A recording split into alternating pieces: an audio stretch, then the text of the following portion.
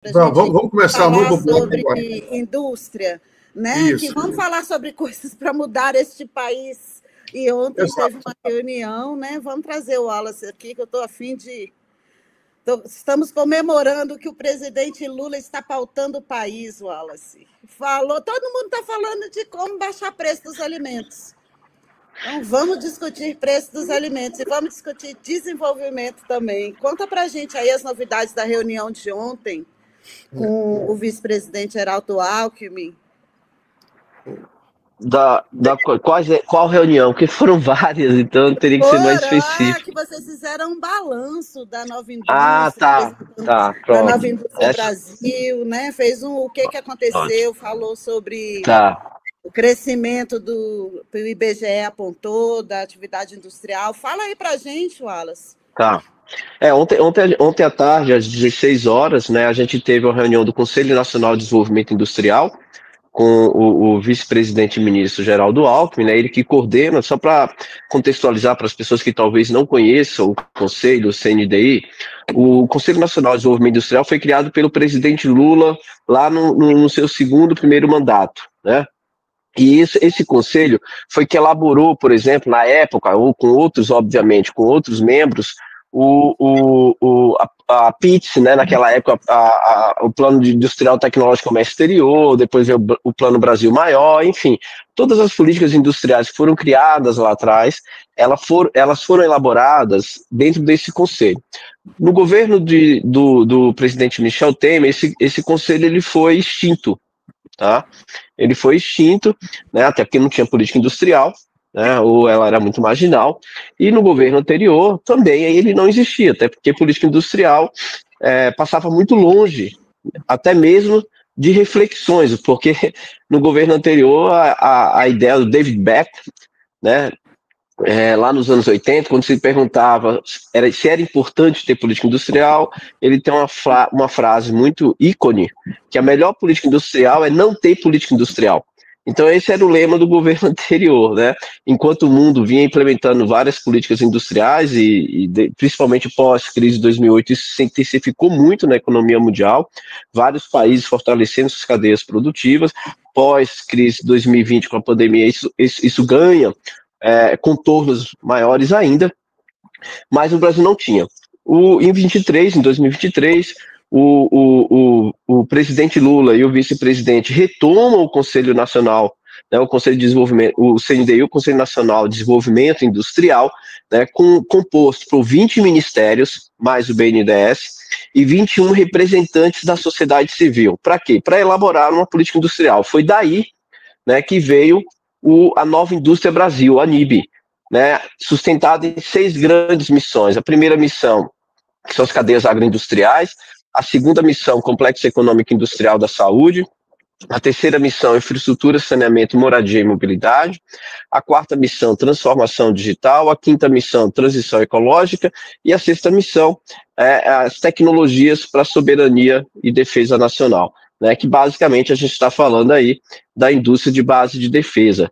Essa política, a Nova Indústria Brasil, a NIB, ela foi construída a partir desse diálogo. Não foi uma política industrial construída, né, por técnicos apenas fechados em 4 paredes, né? Houve um diálogo muito amplo que resultou em um documento de plano de ação que foi lançado no dia 22 de janeiro de 2024. Né? Nesse período de 2 anos, 23 e 24, foram lançados várias políticas industriais, vários programas, né, para retomar o projeto de neoindustrialização.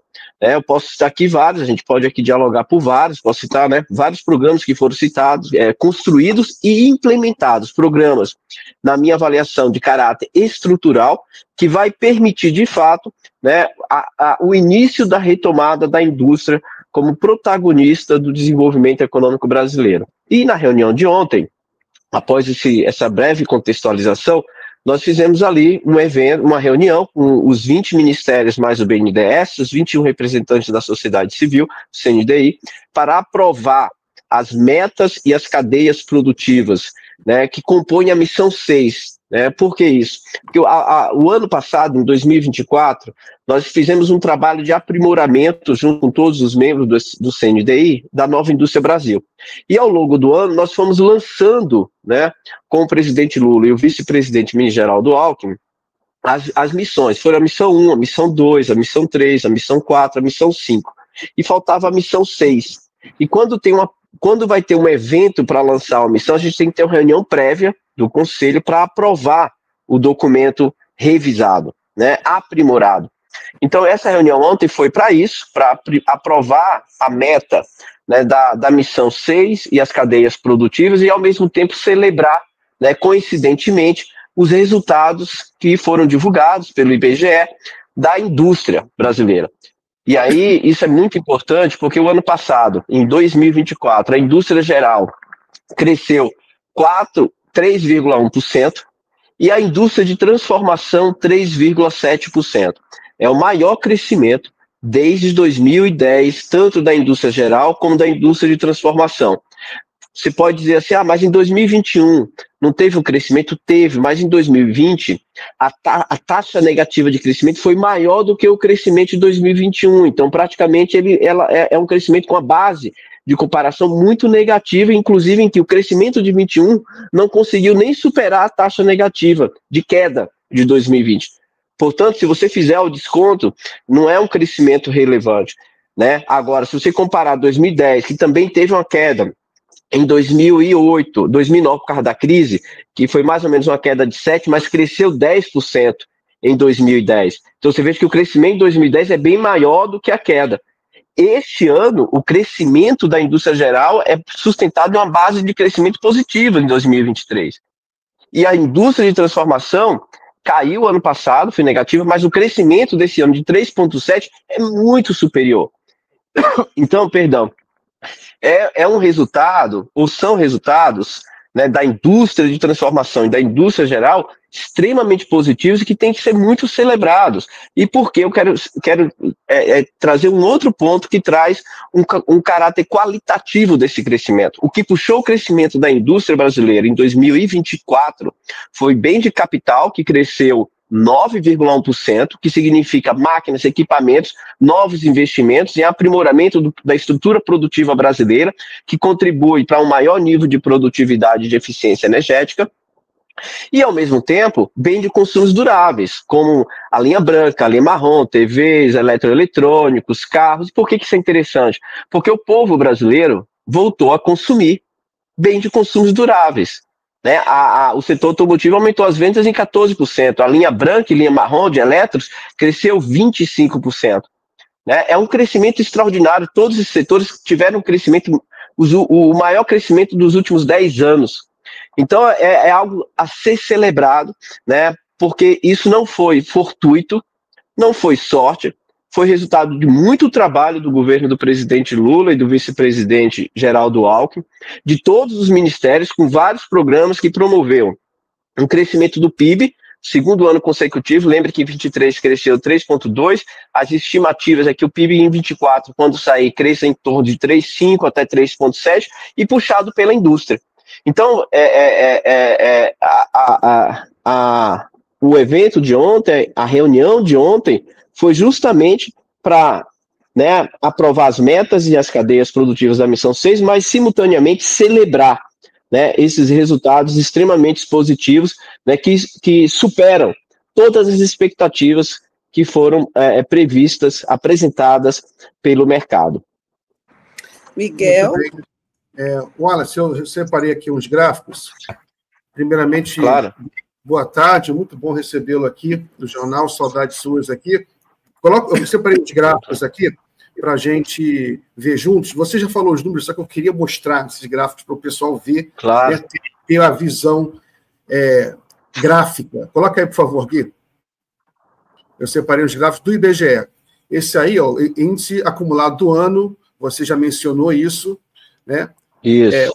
Acompanho também essa questão industrial. Todo mundo que acompanha a questão de desenvolvimento ficou, obviamente, empolgado com esses números, porque aqui, bens de consumo duráveis, você já falou, quase 11% de crescimento no ano. O Wallace já falou, Crescimento é bem. Porque a indústria tem muita coisa, né, Wallace? Tem muita coisa em indústria. Açúcar, produção de açúcar é indústria. Só que quando você tem bens de consumo durável, são produtos mais sofisticados, com maior valor agregado, maior complexidade, é claro que é bom. Bens de capital, que você mencionou, crescimento de 9%. Bens de capital é o que a gente chama de investimento também. Bens de capital são os bens para produzir máquinas para você. São indústrias comprando máquinas. Então, isso é espetacular. Coloca outro gráfico aí, por favor. Gui, para o pessoal ver. Isso aí são esses gráficos, né? Que é muito pequeno. Esse eu não gostei, é muito pequeno, é muito longo, ficou confuso. Bota outro gráfico, por favor. Parece um bordado, dá um bonito bordado. Ele é bonitinho, fica esse vermelhinho. Mas esse aqui que eu queria ver, que ele falou, ó, olha só, isso que o Wallace estava falando, ó, o crescimento de 3,1 esse ano. Em 2021, teve um crescimento de 3,9, que ele falou. Só que no ano anterior, 2020, teve uma queda muito grande. Então, ficou elas por elas. Né? Então, você vai ver... Nem elas por elas, Miguel, porque, veja, a queda de 4,5, o crescimento de 3,9, nem recupera a queda do ano anterior. Exato. Né? Aí você vê, então, ó, que só em 2010 é que teve realmente um crescimento superior, né? mas também que tem tal desconto que em 2009 tinha caído muito. Mas, enfim... Mas em 2010, perceba que o crescimento é bem acima da queda. A queda é 7 e cresce 10. É diferente de 21 comparado com 20, que o crescimento de 21 não recupera 2020. Sim. Agora, esse aqui também foi a pandemia, né? Mas ali em 2009 foi crise mundial, crise global. Essa aqui, ó, exatamente, a crise de 2008, com certeza. Isso, entende? Nunca é uma coisa só, né? Era até outra pergunta que eu queria fazer depois do eu não fiz, eu só fiz um comentário, uma pergunta para o Wallace. Minha pergunta, então. Primeiramente, duas perguntas. Qual a diferença de reindustrialização, que era o termo que a gente usava no passado, e o termo que o governo passou a usar, que eu achei legal, achei super legal, mas queria que você explicasse aí a diferença de neoindustrialização. E segundo, se esses números aí, eles mostram um processo sólido e confiável de fato de que o Brasil está recuperando seu parque industrial. Tá bom. Veja, uma discussão que a gente sempre travava, e eu me coloco nesse meio, né, sobre quem defende uma política industrial, e você sabe disso, Miguel, que eu tenho um histórico de defesa de política industrial, minha carreira acadêmica, minha vida acadêmica foi voltada, e sempre foi voltada para entender e defender política industrial. A gente falava muito de reindustrialização. Quando eu cheguei no Ministério, né, o vice-presidente com quem eu trabalho, né, ele ressignifica isso para uma questão básica e eu concordo plenamente. Historicamente, empiricamente, né, do ponto de vista estrito sensu, o que é desindustrializar? Né? É você reduzir a participação da indústria como proporção do PIB e o emprego como proporção do PIB também em relação à indústria. Ponto. Historicamente, você não teve nenhum país no mundo que conseguiu recuperar isso. Porque, veja, a desindustrialização ela é um fenômeno que acontece no mundo inteiro, não é uma particularidade do Brasil. Qual que é a particularidade do Brasil? É que a desindustrialização no Brasil ela foi precoce, né? Ou seja, muito cedo, a gente não tinha completado o nosso parque industrial. Por exemplo, o setor de bem de capital de máquinas e equipamentos, eles não tinham se desenvolvido na sua plenitude. Nós tivemos um grande último programa lá em 1973 com o Geisel, para completar esse parque industrial, veio a crise dos anos 80, a gente não fecha esse ciclo, e aí vem a abertura dos anos 90, e a desindustrialização se aprofunda muito e acelera. Então ela é precoce. O segundo ponto, a desindustrialização no Brasil, diferente dos países desenvolvidos e ricos e os países asiáticos, ela fragilizou, ou até mesmo dizimou, cadeias produtivas com maior nível de complexidade tecnológica. Terceiro ponto, isso se refletiu na inserção internacional brasileira. Em que sentido? Se você pegar a pauta exportadora brasileira hoje, em torno de 80% são produtos que não têm nem classificação, ou de baixa e média intensidade tecnológica. Ou seja, a gente regrediu a chamada inserção regressiva do comércio internacional. Né? Então, isso difere dos outros países. Mas, falando do ponto de vista estrito senso, nenhum país conseguiu recuperar isso. Então, a reindustrialização, empiricamente, historicamente, nunca aconteceu. Entretanto, quando o vice-presidente traz o conceito de neoindustrialização, o que é que ele está dizendo? Olha, vamos retomar o papel da indústria em novas bases, uma indústria mais tecnológica e mais sustentável. Porque a nova fronteira tecnológica, o debate mundial, a UNCTAD, OCDE, OMC, essas organizações multilaterais, elas reconhecem que o mundo vivencia uma janela de oportunidade muito interessante por causa de algumas tendências. Primeira, a transição energética, né? O mundo inteiro busca, né, diminuir a emissão de CO2, dado as questões de mudança climática.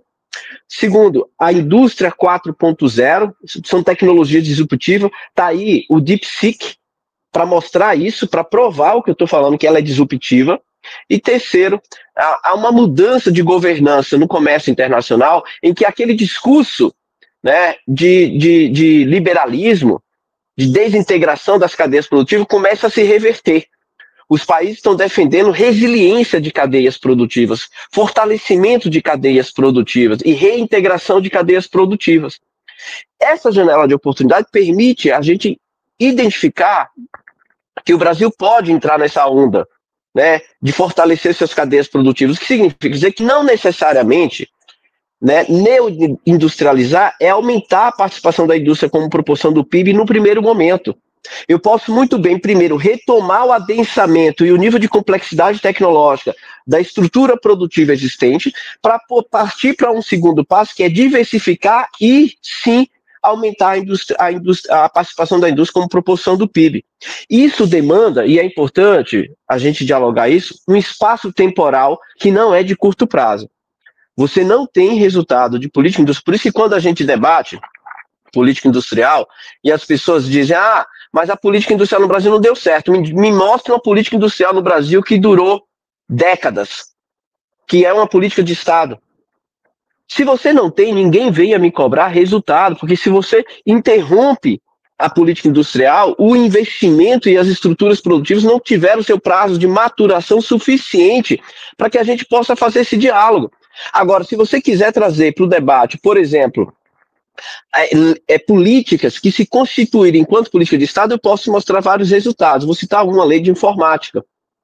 Cito outra, o PADIS, o programa de semicondutores. A gente poderia trazer aquela lei do bem, né, em que eu posso mostrar dados em que essas políticas, por terem o seu prazo, né, longínquo, ela tem resultado efetivo. A lei de informática, hoje nós temos 494 empresas,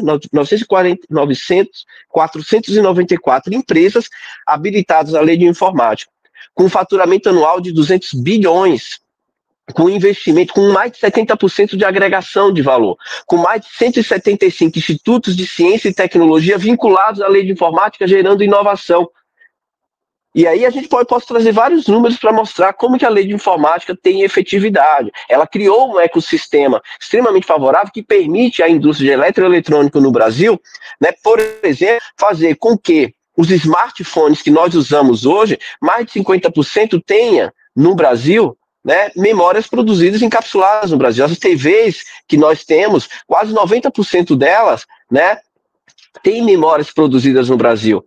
Enfim, eu poderia trazer vários números aqui para a gente poder discutir a efetividade dessas políticas que tiveram sua vida longínqua e que podem ser cobradas por resultado.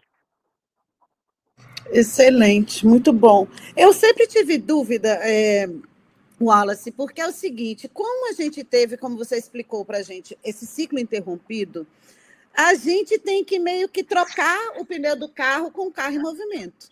Né? Porque ao mesmo tempo que você tem que, como o Miguel falou, a gente tem que produzir bens de capital. E agora a gente está vendo a China abrir, né, empresas aqui para produzir máquina e tal.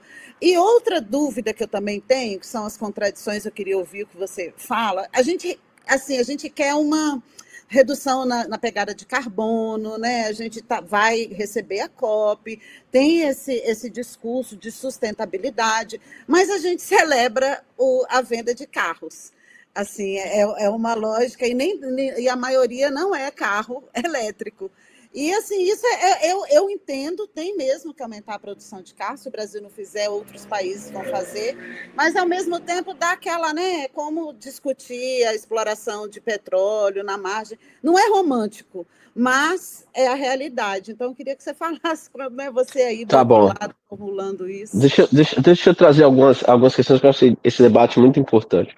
Veja, o Brasil tem um sistema, né, de transporte predominantemente rodoviário, de caminhões, ônibus, né? Eu sei que aqui do ponto de vista, né, ideal era que a gente pudesse ir para uma transição de trazer ferrovias, navegação, né? Mas todos esses setores vão ter que passar por transição energética também, né? Você tem que, por exemplo, na naval, você tem que transitar também para o uso, por exemplo, do biocombustível. Na aviação civil, você também vai ter que fazer a transição energética, né? Tá aí o SAF, Sustainable Aviation Fuel, né? Os combustíveis sustentáveis, né? E no setor também rodoviário. O que nós lançamos recentemente e celebramos, sim, porque a indústria automotiva, o setor automotivo corresponde a 20% da indústria de transformação no Brasil. É responsável por mais de 120 e 130 mil empregos diretos e 1.200.000 empregos indiretos, diretos e indiretos. É um setor e que tem um efeito para frente e para trás do upstream, do downstream, na cadeia produtiva de borracha, de vidro, de plástico, tá? De aço. Por exemplo, 20% da demanda de aço no Brasil é do setor automotivo. Tá? Isso é importante. Então, quando você tem um setor, né, com essa extensão de impacto nas cadeias para frente e para trás, você tem que considerar isso. E veja, o setor automotivo no Brasil, quando você fala de carro elétrico, por que o Brasil teria que usar o carro elétrico se ele tem uma tecnologia nacional que descarboniza mais do que o carro elétrico? Percebe?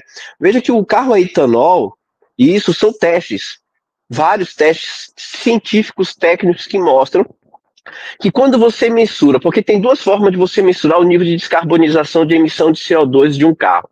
Quando você liga e funciona o carro e desliga. É o que a gente chama do tanque à roda. Mas você tem uma outra forma de mensurar o nível de descarbonização de emissão de CO2, que é do poço à roda, que é quando eu avalio a fonte energética do carro, como que ela é produzida. Então, se você pegar um carro hoje, a etanol, né, do poço à roda, ele descarboniza mais do que um carro elétrico. Isso são testes.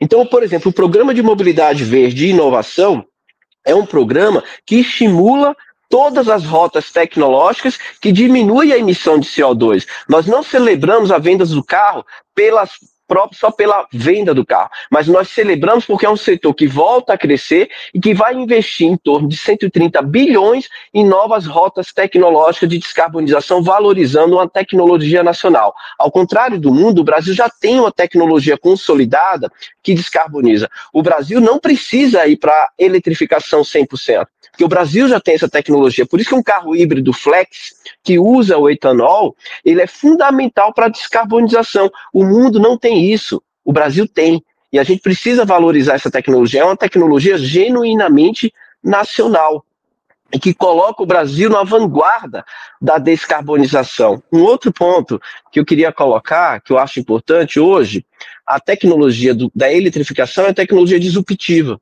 Muitas inovações incrementais, elas vão acontecer.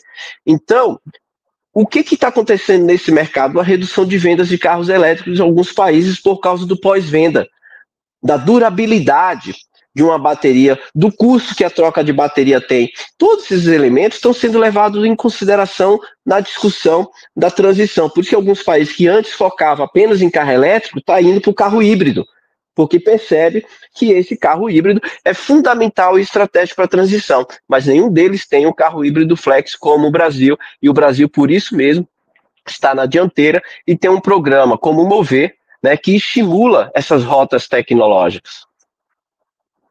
Wallace, Agora, sensacional, eu não sabia, viu? Dessa daí já até anotei, uma ótima pauta da descarbonização. Isso muito obrigada. Ótimo. Aproveitando que a Ariana trouxe aí a questão do carro, né? A produção de carros, você mencionou isso, a importância do carro para a indústria brasileira, né? Mas você não pode esquecer que as cidades brasileiras estão tremendamente congestionadas. Você tem um problema real. A gente pode aumentar a produção de carro no Brasil. Pode aumentar. O brasileiro pode comprar mais carros, todo mundo tem mais dinheiro e comprar mais carros. O que eu pergunto é, onde é que a gente vai colocar esses carros todos? Né? Se você pega a linha amarela aqui no Rio de Janeiro às 6, 7 horas da noite, entendeu? É uma coisa monstruosa. É por isso que eu queria saber. O governo não tem um planejamento de colocar ferrovia no país, de fazer um plano assim, e para a gente, não é ferrovia para a soja, não. Para mobilidade de pessoas. Não tem nada, ninguém pensa nisso? Tem, Miguel. O novo PAC, com uma previsão de investimento de 1,7 trilhão, tem como uma das perspectivas, né, o investimento em ferrovias, e não só para ferrovia de transporte de carga, mas também de pessoas. E o BNDES tem financiado também essas obras, né, de ampliação das linhas de metrô das grandes capitais e das grandes cidades que queiram fazer esse processo de transição. Lembra que também tem uma questão que é a decisão dos estados fazer esse processo de transição, não só do governo federal.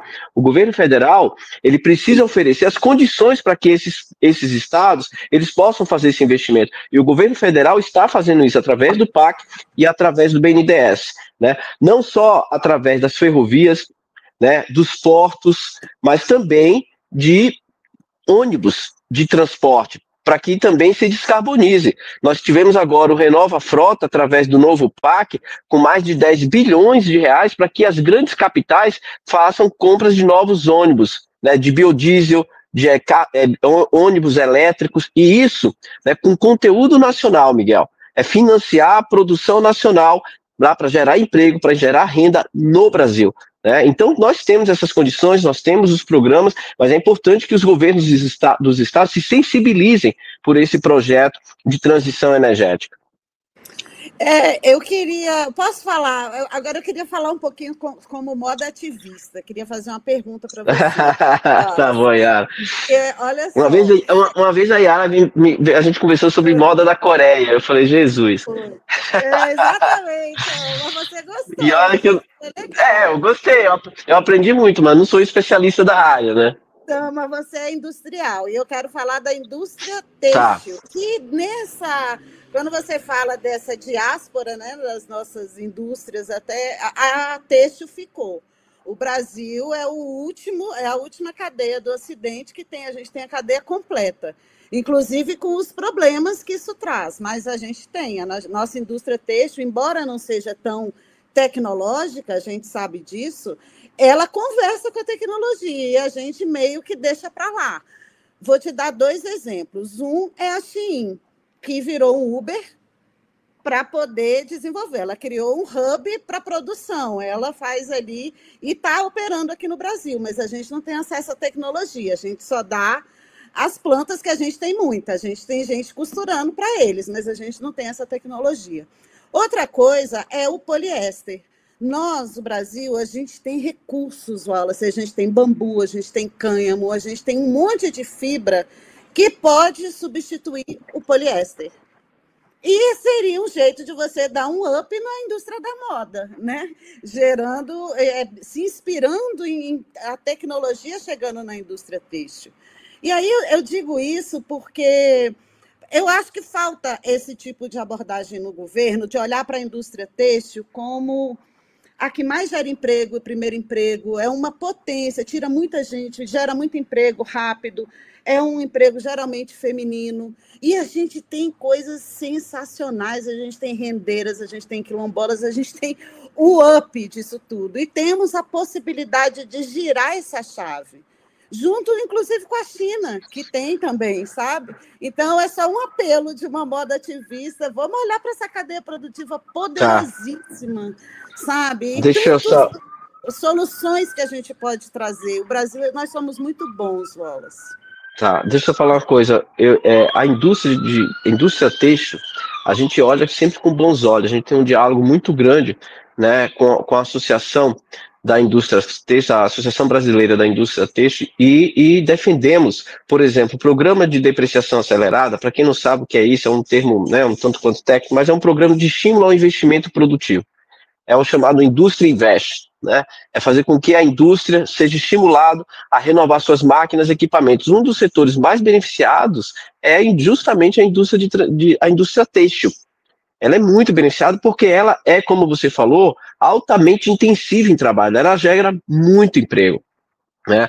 E, para além disso, ela tem muito pequenas e médias empresas, que é outro fator extremamente importante, né, na geração de empregos. O BNDES tem uma linha de crédito, várias linhas, a gente tem chamado o Plano Mais Produção. O que é o Plano Mais Produção? São linhas de créditos que hoje se somam a 507 bilhões, que estão distribuídos entre BNDES, Banco Basa, BNB, Caixa Econômica, Banco do Brasil, FINEP e Embrapi. São 7 bancos com linhas de crédito que somam 507 bilhões para financiar a indústria.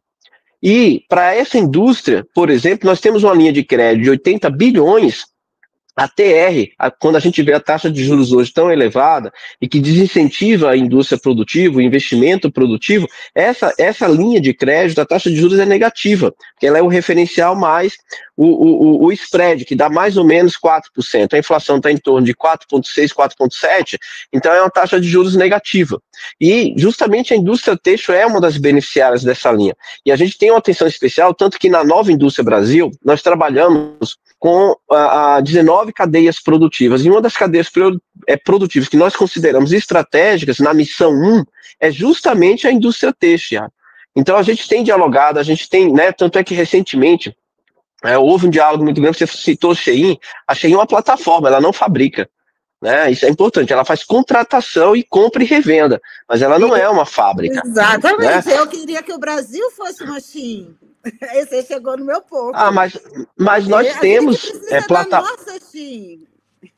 Não, mas nós temos plataformas nacionais, temos vários fabricantes, inclusive fabricantes que vendem na própria Shein. Né? O grande desafio da Shein, dentro da plataforma que é chinesa, é comprar seus produtos de fabricantes brasileiros e vender na sua plataforma produtos brasileiros e não apenas produtos importados. Né? Isso é importante. Todas essas plataformas têm a liberdade de vender o produto que quiser. Mas o que nós queremos a nossa plataforma, Wallace. Você disse que eu estou falando, eu não quero... Eu sei, mas nós temos algumas plataformas nacionais privadas, né? A Magalu, tem várias que eu poderia citar aqui, eu não posso ficar citando nome. Não, mas você está falando de e-commerce. A Shein, você sabe que é outra coisa. Eu quero o meu algoritmo nacional. É isso que eu quero. Eu sei. Aí o setor empresarial, ele precisa se estimular a fazer esse investimento. É o espírito empreendedor, né, do capital, que precisa fazer esse tipo de investimento. Mas o fato é que a indústria de transformação no Brasil, que cresceu mais ou menos 3% o ano passado, ela tem também retomado o seu fôlego, o seu crescimento. É uma indústria, um setor, né, produtivo altamente intensivo em trabalho, que é extremamente importante para a nossa indústria e é uma das cadeias prioritárias e tem tido linhas de crédito que beneficiam esse setor, além de outras medidas que adotamos para fortalecer a produção nacional no Brasil. Tá bom, obrigada, viu? Eu vou atrás de deixa eu só citar um programa especificamente que ajuda muito a indústria têxtil, que é o Brasil Mais Produtivo. O que é o programa Brasil Mais Produtivo? É um programa de digitalização de pequenas e médias empresas, só para micro, pequenas e médias empresas. É um programa que é uma associação entre Sebrae, Senai, BNDES, FINEP, Embrapi, coordenado pelo MDIC e pela BDI, né, em que, no primeiro momento, Senai e Sebrae fazem um diagnóstico, né, de como elevar o nível de produtividade digitalizada, depois entra FINEP e BNDES financiando a digitalização dessas empresas. A indústria têxtil é uma das maiores beneficiárias, porque justamente ela tem muitas pequenas e médias empresas. Sensacional, muito bom saber. Miguel? Olha, então, a última pergunta, né, para liberar você, sobre exportação, né, exportação de produtos industrializados também, que eu acompanho. O Brasil tem até aumentado a exportação de produtos industrializados, mas, sobretudo, os de baixa complexidade, né? Açúcar, por exemplo. O governo tem algum plano para aumentar a exportação de produtos de mais alta complexidade? Veja, a inserção internacional de um país, ela é reflexo da sua estrutura produtiva. Para você se inserir no comércio internacional, você tem que ter competitividade. Sem competitividade, dificilmente você consegue exportar. Hoje, como você bem mencionou, Miguel, né, boa parte do produto brasileiro exportado hoje são commodities, produtos de baixo valor agregado ou de média intensidade tecnológica. Para a gente poder ganhar mercado e exportar, a gente precisa densar a cadeia produtiva, precisa fortalecer. Eu cito aqui uma que é extremamente importante, que tem sido aí noticiado, que está batendo recorde de exportação, Embraer, né, de aviões comerciais, de aviões militares, como o KC-390. Então, a Embraer é uma empresa que, basicamente, em torno de 80% da sua receita vem de exportação. Na verdade, a indústria de base de defesa depende fundamentalmente do mercado internacional.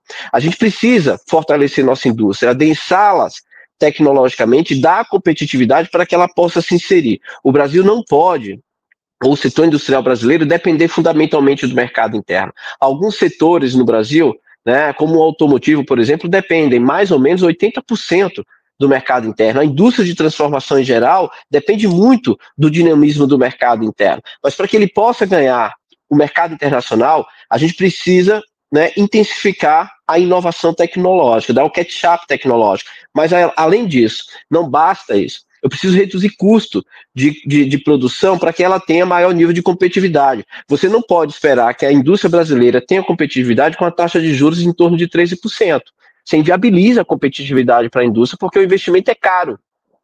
Você não consegue dar competitividade para uma indústria em que a carga tributária para a indústria gira em torno de 32%, 33%. Você não pode esperar competitividade, né, de um país em que não tem um instrumento de financiamento barato para estimular a exportação. O mundo inteiro tem o Ex-Bank para estimular e financiar a exportação. Se você olhar, né, recentemente, o BNDES financiar a exportação foi criminalizado por muitos anos, porque se achava errado financiar a internacionalização das empresas brasileiras. Se você pegar as experiências dos países que conseguiram vir para o catch-up, né, ultrapassar a armadilha da renda média, eu pego aqui 2 casos mais emblemáticos, China e Coreia, todos esses países têm bancos que estimulam as exportações, financiam as exportações, dando competitividade para suas indústrias. E a gente está trabalhando para isso, né? O presidente Mercadante no BNDES tem feito um trabalho de excelência. O BNDES voltou, está financiando indústria. Só hoje saiu uma reportagem que o BNDES financiou 65 bilhões de novas máquinas e equipamentos. A Embraer exporta hoje com o apoio do BNDES, isso é importante que se diga.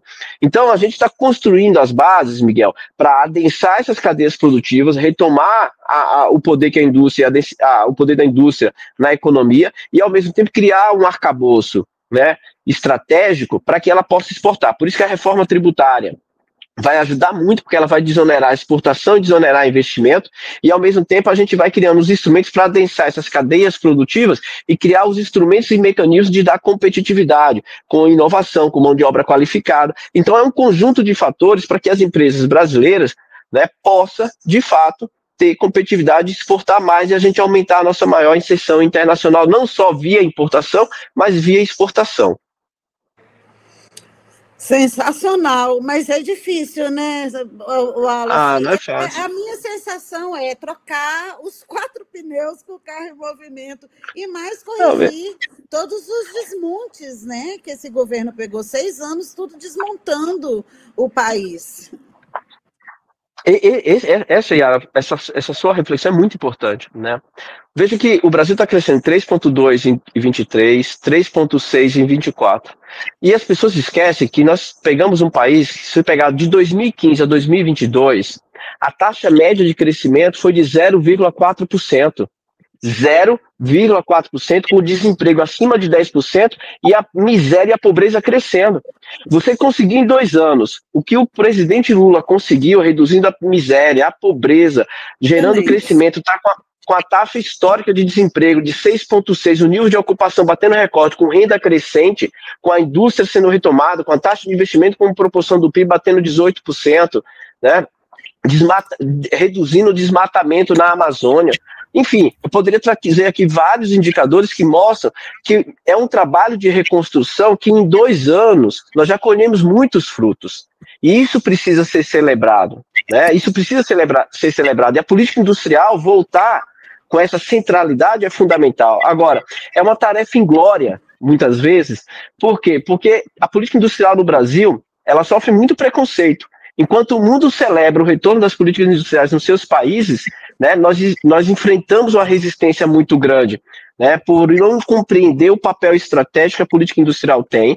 E aí, veja, a política industrial é importante, não porque só por causa da indústria. A gente precisa olhar a indústria como seus efeitos que ela tem para a sociedade. Uma indústria densa tecnologicamente, forte, verde, sustentável, ela gera emprego de alta qualificação, de alta renda, ela vai demandar por um setor de serviço de alta qualificação, gerando emprego de alta renda no setor de serviço, ela vai melhorar a vida das pessoas descarbonizando, né? Se você pegar um setor de saúde forte, a gente vai salvar vidas com o complexo econômico e industrial da saúde, que tem vacinas, né, que tem máquinas, equipamentos, dispositivos médicos, percebe? Então, quando você tem uma indústria, significa você dar à população condições de vida de alta qualidade, de melhoria de vida, de inserção social. Isso é muito importante. Política industrial significa melhorar a qualidade de vida das pessoas. Política industrial significa desenvolvimento econômico. Não existe desenvolvimento econômico sem uma indústria forte, densa e competitiva. Não existe inclusão social sem um país que tenha uma indústria relevante para poder transformar a vida da sociedade. Disse tudo, muito bem, muito bem. Adoro os desenvolvimentistas, gente, porque eles são otimistas e dão um caminho de casa. Eu sou realista, além de otimista, eu sou muito realista. Exatamente. Não é mágica, gente, dá trabalho, é assim. Não. Exatamente. Muito obrigado. Imagina, eu que agradeço pelo convite, fico muito honrado, Miguel, Yara, muito honrado mesmo estar aqui dialogando com vocês. Quero parabenizar pelo trabalho que vocês vêm fazendo, é um trabalho árduo, não é simples, vocês nadam contra a maré. Parabéns. Obrigada, viu, querido? Tchau. Valeu, tchau, tchau.